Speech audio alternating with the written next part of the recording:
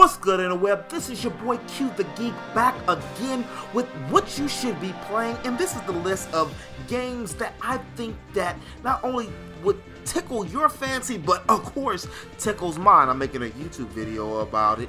And first off, what you really should be playing is the games that you bought for Black Friday, Cyber Monday, and we can't forget Small Business Saturday. So those are the LA Noirs, those are the Skyrims for the Switch, those are the VR games that you picked up, the 4K movies that you got, and all of the DLC like Horizon Zero Dawn that you also tried to pretend like you weren't going to buy, but you end up getting anyway.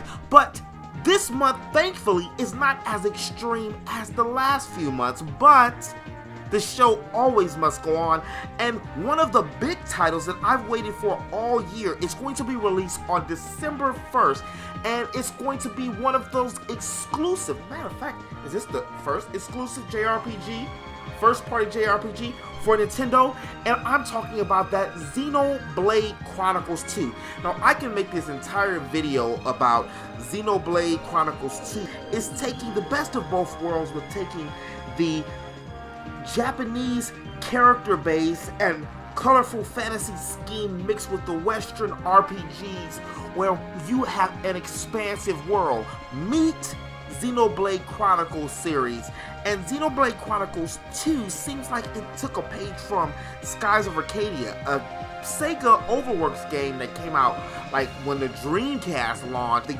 game looks amazing. It's going to be an active time battle. It has some other mechanics that I'm not exactly familiar or what's going on, and I don't want to delve too much into it until I really get my hands on it.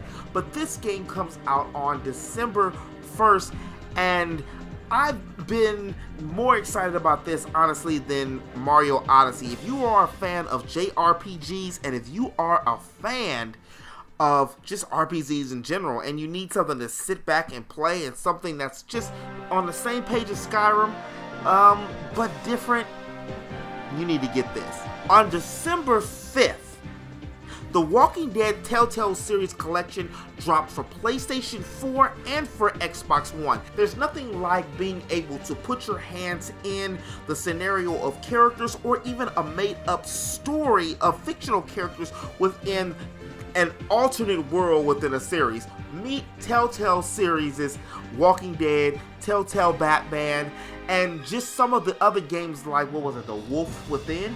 Those type of games where you have a lot of options and different choices to choose from instantly.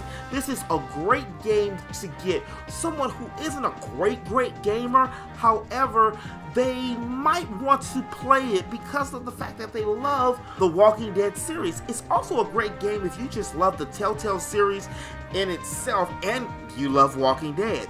Bethesda has done a big leap, not only with being one of the first third-party companies, like AAA third-party companies, to fully go out and support the Nintendo Switch with 3 games: Skyrim, Wolfenstein 2, The Colossus next year, and with Doom, which was a recent game, just 2016, but they're also some of the first companies to jump into virtual reality.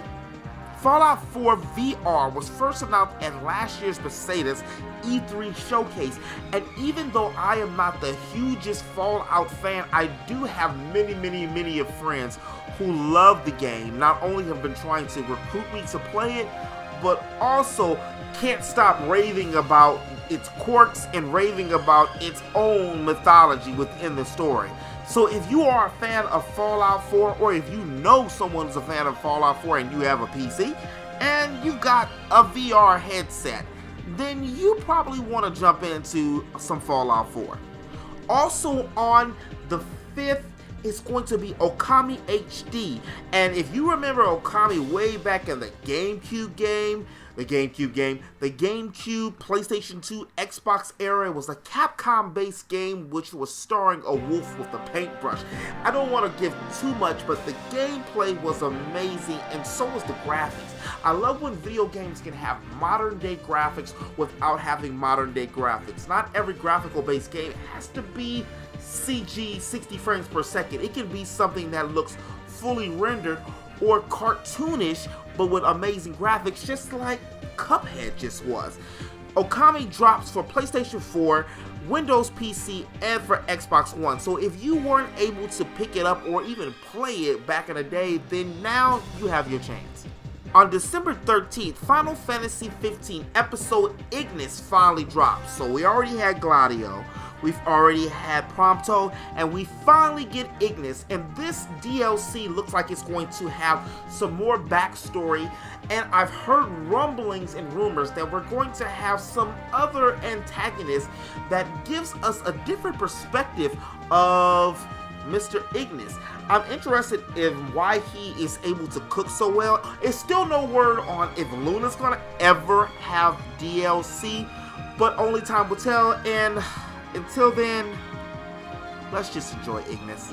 But that's all I got. That's what I'll be picking up, if I can pick it up, if I'll pick it up, because I already have so much stuff, and I know you do too. But as always, this is your boy Q, your friendly neighborhood geek. If you did like this video, please make sure you hit that like button, and don't forget to comment. And if you're new to my channel, don't forget to subscribe. I know there's a whole bunch of stuff, but it really helps me a lot, and it allows me to continue to pump out great quality content for you. And until next time, peace.